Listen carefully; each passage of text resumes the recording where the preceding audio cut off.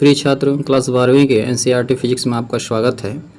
और इस लेक्चर में हम लोग कूलाम के नियम के बारे में पढ़ेंगे।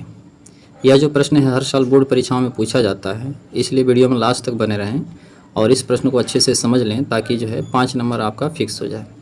कूलाम का जो नियम है वो क्या कहता है कि अगर दो कोई बिंदु आवेश हैं, है ना, दो कोई बिंदु आवेश हैं, मान लीजिए Q1 और Q2 दो बिंदु आवेश हैं और ये कुछ दूरी पर रखे हुए हैं, मान लीजिए r दूरी पर रखे हुए हैं। बल ज्ञात हुआ था 1785 ईस्वी में। फ्रांस के वैज्ञानिक थे कूलाम, और इन्होंने जो है दो आवेशों के बीच कार्य करने वाला जो बल होता है उसका परिमाण इन्होंने ज्ञात किया था। दोनों आवेश जो हैं समान प्रकृति के हैं, तो इनके बीच में कौन सा बल लगेगा? प्रतिकर्षण बल। अगर ये तो इनके बीच में जो बल लगेगा वह होगा प्रतिकर्षण बल। ठीक है, प्रतिकर्षण बल। अगर ये दोनों विपरीत प्रकृति के हैं, अगर ये प्लस है एक और एक माइनस है, चाहे एक माइनस है और एक प्लस है, तो इनके बीच में जो बल लगेगा वह होगा आकर्षण। इनके बीच में आकर्षण बल कार्य करेगा। तो कूलाम ने इनके बीच में चाहे जो प्रतिकर्षण बल लग रहा है चाहे आकर्षण बल लग रहा है, तो वह बल कितना होगा, उस बल का परिमाण क्या होगा, इसी को ज्ञात किया था कूलाम ने।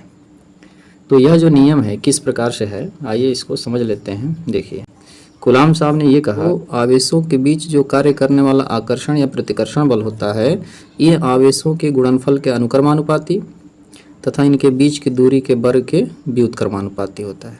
जैसे दो आवेश दिया हुआ है तो दोनों आवेशों का हम गुणा कर देंगे तो इन दोनों आवेशों के गुणनफल के अनुक्रमानुपाती और इनके बीच की दूरी के, दोनों आवेशों के बीच की जो दूरी होगी तो इस बीच की दूरी के वर्ग के व्युत्क्रमानुपाती होता है। तो कहने का मतलब यह है कि दोनों आवेशों का जब हम मान बढ़ाएंगे तो उनके बीच जो लगने वाला बल होगा उसका मान भी बढ़ेगा।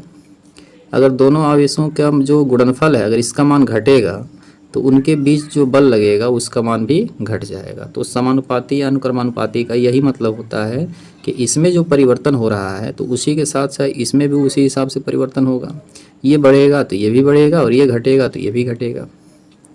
और यहाँ देखिए, बीच की दूरी के वर्ग के व्युत्क्रमानुपाती, मतलब व्युत्क्रमानुपाती का मतलब ये होता है कि जब r का मान हम बढ़ाएंगे, जब इन दोनों आवेशों के बीच की दूरी को जब हम बढ़ाएंगे तो इनके बीच में जो बल लगेगा उसका मान घटेगा।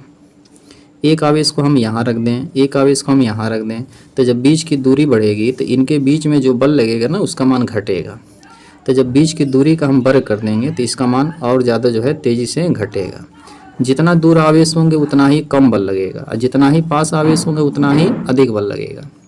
तो ये दो नियम जो है मिलाकर कूलाम का नियम बनता है। एक बार और समझिए, दो बिंदु आवेशों के बीच कार्य करने वाला आकर्षण या प्रतिकर्षण बल दोनों आवेशों के गुणनफल के अनुक्रमानुपाती तथा उनके बीच की दूरी के वर्ग के व्युत्क्रमानुपाती होता है। ये कूलाम का नियम, ठीक है ना। तो आइए यहाँ पर हमने इस नियम को लिख लिया है, एक बार समझ लिया जाए। देखिए नियम क्या है। किन्हीं दो स्थिर बिंदु आवेशों के मध्य लगने वाला आकर्षण या प्रतिकर्षण बल दोनों आवेशों की मात्राओं के गुणनफल के अनुक्रमानुपाती होता है तथा उनके बीच की दूरी के वर्ग की क्या होता है, व्युत्क्रमानुपाती होता है। तो ये जो है यह नियम कूलाम साहब ने दिया था, इसीलिए इस नियम को हम कहते हैं कूलाम का नियम। तो यहाँ आपके सामने जो है दो बिंदु आवेश बनाए गए हैं और दोनों बिंदु आवेश जो है r दूरी पर रखे गए हैं, ठीक है। तो इसको सबसे पहले हम लिख लेते हैं, माना Q1 व Q2 दो बिंदु आवेश r दूरी पर रखे हैं, है ना। ये सबसे पहले हम मान लेते हैं कि माना Q1 व Q2 दो बिंदु आवेश हैं जो एक दूसरे से r दूरी पर रखे गए, ठीक है। इसलिए इनके बीच कार्य करने वाला, ठीक है ना, कार्य करने वाला बल, तो यह जो बल होगा वह आकर्षण भी हो सकता है और प्रतिकर्षण भी हो सकता है ना। तो ये आवेश की प्रकृति पर निर्भर करता है। तो F समानुपाती Q1 इंटू Q2। अभी आपने देखा कि दो बिंदु आवेशों के बीच जो लगने वाला बल होता है उन दोनों आवेशों की मात्राओं के क्या होता है, गुणनफल के अनुक्रमानुपाती।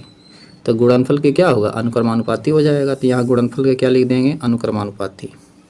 और इनके बीच की दूरी, बीच की दूरी के वर्ग के क्या होता है, व्युत्क्रमानुपाती। आवेशों के गुणनफल के अनुक्रमानुपाती और बीच की दूरी के वर्ग के क्या होता है, व्युत्क्रमानुपाती। तो अब हम इसे 1 मान लेते हैं और इसे 2 मान लेते हैं। तो समीकरण 1 और 2 को क्या करेंगे, मिला देते हैं, है ना। तो यहाँ लिख देंगे समीकरण 1 तथा 2 से। तो समीकरण 1 और 2 को जब हम मिलाएंगे एक साथ तो होगा क्या कि लेफ्ट हैंड साइड में आप देख सकते हैं कि दोनों फोर्स है, और जब दोनों फोर्स है तो यहाँ पर हम एक ही मान लेंगे दोनों का, क्योंकि दोनों एक ही है। और यहाँ पर क्या होगा कि इन आवेशों का इसमें क्या होगा, गुणा होगा। तो Q1 का Q2 का किस में गुणा होगा, 1 में, और नीचे हो जाएगा R²। तो ये हो गया Q1 Q2 बटे क्या हो जाएगा, R²। ठीक है। इसके बाद से अब ये अनुक्रमानुपाती के चिन्ह को क्या करते हैं, हटा देते हैं। तो ये हो जाएगा F बराबर Q1 Q2 बटे R², और यहाँ पर कोई नियतांक आ जाएगा। जब समानुपाती का चिन्ह हटेगा तो यहाँ पर कोई नियतांक रख देते हैं। ठीक है। तो इसको मान लेते हैं समीकरण नंबर 3।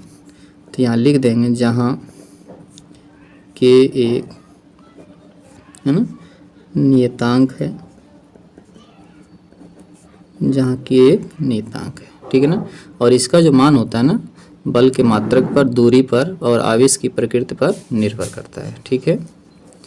अब जो होता है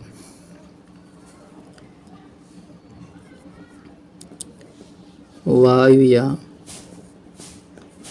निर्वात के लिए, है ना, वायु या निर्वात के लिए इसी K का जो मान होगा वो बदल जाता है।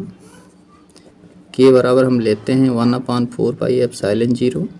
एप्सिलॉन नॉट भी इसको पढ़ते हैं, लेकिन सुविधा के लिए हम एप्सिलॉन 0 पढ़ सकते हैं। और इसका जो मान होता है, ठीक है, इसका जो मान होगा 9 × 10⁹, ठीक है ना, 9 × 10⁹ न्यूटन मीटर का स्क्वायर प्रति कूलाम का स्क्वायर। अगर यहाँ से K का मान निकालें, ठीक है ना, तो F का R में गुणा हो जाएगा, F का R² में गुणा होगा, और Q1 Q2 जो है नीचे हो जाएगा, तो ये K का मान निकल जाएगा। तो newton × metre square, newton × metre square, अब प्रति कूलाम का स्क्वायर जो है इसका मात्रक हो जाएगा। ठीक है। इसके बाद हम करेंगे क्या कि यह जो मान है K का, और यही मान हम समीकरण 3 में क्या करेंगे, रख देंगे। तो समीकरण 3 में K का मान रखने पर, तो समीकरण 3 में हम K का मान रख देंगे, तो यह जो सूत्र हो जाएगा F बराबर 1/4 pi epsilon not Q1 Q2 बटे R²। ठीक है। तो यह जो है आपका एक सूत्र निकल गया, और इसी सूत्र को हम लोग ऐसे लिख सकते हैं जब न्यूमेरिकल हल करेंगे। तो F बराबर 9 × 10⁹ Q1 Q2 बटे R²। तो ये जो है आपके सामने एक सूत्र आ गया। तो यहाँ पर आप जो है एक बार और इसके बारे में लिख सकते हैं कि जो एप्सिलॉन 0 है, यहाँ लिख देंगे एप्सिलॉन 0 जो है निर्वात की वैद्युतशीलता है। एप्सिलॉन 0 निर्वात की क्या है, वैद्युतशीलता है। और इसका जो मान होता है वह 8.85 × 10⁻⁻12। देखिए K का जो मात्रक होगा न्यूटन मीटर स्क्वायर प्रति कूलाम स्क्वायर, तो इसी मात्रक का उल्टा जो है ये हो जाएगा एप्सिलॉन 0 का मात्रक। तो 8.85 × 10⁻12, तो यहाँ देखिए कूलाम स्क्वायर नीचे है तो इसको ऊपर कर देंगे, और न्यूटन मीटर स्क्वायर ऊपर है तो इसको नीचे कर देंगे। तो इसको लिख सकते हैं कूलाम का स्क्वायर प्रति न्यूटन मीटर का स्क्वायर। ठीक है। तो इस तरह से जो है ये कूलाम का नियम था। और एक बार और समझ लीजिए कि दो स्थिर बिंदु आवेशों के बीच लगने वाला आकर्षण या प्रतिकर्षण बल दोनों आवेशों की मात्राओं के गुणनफल के अनुक्रमानुपाती तथा उनके बीच की दूरी के क्या होता है, वर्ग के व्युत्क्रमानुपाती होता है। ठीक है। तो यहाँ पर दो बिंदु आवेश दिए हुए हैं Q1 और Q2, जिनके बीच की दूरी क्या है, R है, जिनके बीच की दूरी R है। तो इनके बीच कार्य करने वाला जो बल होगा वह F समानुपाती Q1 Q2 दोनों का गुणनफल, और F समानुपाती 1/R²। अब इन दोनों को एक साथ मिला देंगे तो लेफ्ट हैंड साइड में दोनों फोर्स है एक ही है तो F ले लेना है, और राइट हैंड साइड में Q1 Q2 है और 1/R² है, तो Q1 Q2 का 1 में गुणा कर देंगे तो Q1 Q2 बटे R² हो जाएगा। ठीक है। अब हम क्या करेंगे कि समानुपाती के चिन्ह को क्या करते हैं, हटा देते हैं। जब समानुपाती के चिन्ह को हटाएंगे तो यहाँ पर कोई एक इसको बराबर करने के लिए नियतांक रखना पड़ेगा। तो यह बराबर के Q1 Q2 बटे आर स्क्वायर, जहाँ की एक नियतांक है, ठीक है ना, जहाँ की एक क्या है, नियतांक है। और इसका माध्य जो है माध्यम की प्रकृति पर, बलों के मात्रकों पर और दूरी पर भी निर्भर करता है। वाई या निर्वात के लिए के का जो मान लिया जाता है 1/4 एप्सिलॉन 0, एप्सिलॉन 0 को एप्सिलॉन नॉट भी पढ़ते हैं, और इसका जो आंकिक मान होता है वह 9×10⁹ न्यूटन मीटर स्क्वायर प्रति कूलाम स्क्वायर। समीकरण 3 ये जो है, इसमें हम के का मान जो निकाले थे वही क्या करेंगे, रख देंगे। तो यह बराबर इसके जगह पर जो के का मान 1/4 एप्सिलॉन 0 है उसी मान को यहाँ पर रख देंगे। तो ये हो जाएगा यह बराबर 1/4 एप्सिलॉन 0 Q1 Q2 बटे आर स्क्वायर। और 1/4 एप्सिलॉन 0 का मान होता है ना 9×10⁹ न्यूटन मीटर स्क्वायर प्रति कूलाम स्क्वायर। तो इस मान को भी इसके जगह पर रख लेंगे। तो यह हो जाएगा यह बराबर 9×10⁹ Q1 Q2 बटे आर स्क्वायर, जहाँ एप्सिलॉन 0 देखिए, एप्सिलॉन 0 क्या है, निर्वात की वैद्युशीलता है, और इसका जो मान होता है 8.85 × 10⁻12 कूलाम का स्क्वायर प्रति न्यूटन मीटर का स्क्वायर। के का जो मात्रक होता है उसी मात्रक का इसका उल्टा कर देंगे तो एप्सिलॉन 0 का भी मात्रक निकल जाएगा, ठीक है। तो आपने इस तरह से कूलाम का नियम पढ़ लिया है। एक चीज़ और इसमें समझ लीजिए कि इन दोनों आवेशों के बीच में जो बल लग रहा है, अगर दोनों समान प्रकृति के आवेश हैं तो इनके बीच में क्या होगा, प्रतिकर्षण बल लगेगा, और इस बल की जो दिशा होगी इन दोनों आवेशों को जो मिलाने वाली रेखा होती है ना, तो इसके अनुदिश होती है। चूँकि प्रतिकर्षण बल है तो बाहर की तरफ इनकी दिशा होगी, अगर ये दोनों आकर्षण बल है तो इनकी जो दिशा होगी अंदर की तरफ होगी। मतलब ये दोनों अगर विपरीत प्रकृति के आवेश हैं तो इनके बीच में जो आकर्षण बल लगेगा वो अंदर की तरफ लगेगा, अर्थात इधर से और इधर से दोनों आकर्षित करेंगे। लेकिन अगर ये दोनों समान प्रकृति के आवेश हैं तो इनके बीच में जो प्रतिकर्षण बल लगेगा वह इन दोनों आवेशों को जो मिलाने वाली रेखा है ना, तो इसके अनुदिश बाहर की तरफ लगेगा, ठीक है। तो इस तरह से यह जो नियम है कंप्लीट हुआ। एक बार स्क्रीनशॉट लेकर जो है इसको अपनी कॉपी में अच्छे से नोट कर लीजिएगा, और इसको बार बार रिवाइज करके तैयार भी कर लीजिएगा, ठीक है।